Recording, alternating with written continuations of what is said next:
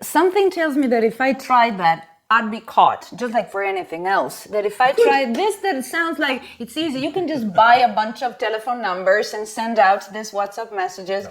If I did it, I'd be caught because I cannot imagine my name not being associated to the purchase, to the where it goes out. This is actually where a lot of people get in trouble.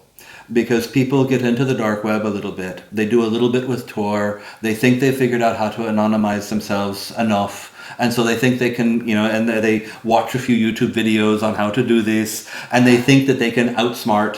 One of the things that happens is that we leave a very long digital trail. Yeah. And there's a thing called operational security, OpSec, for those people who are engaged in either digital skullduggery like the spies and espionage actors, or like cyber criminals.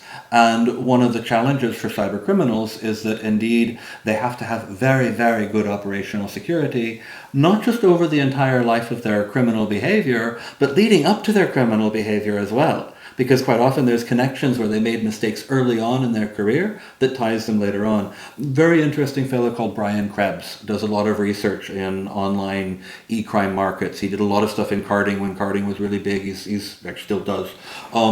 And he has a lot of examples of this where he's able to demask people online. So when you say you would feel like you would be caught, I would actually say that to anyone who's listening to this, is that indeed it's incredibly hard to be completely anonymous online. And people may be under the radar for a little while, but indeed, if they get successful enough to come to the interest of the authorities, there's usually enough to really cause them a great deal of harm.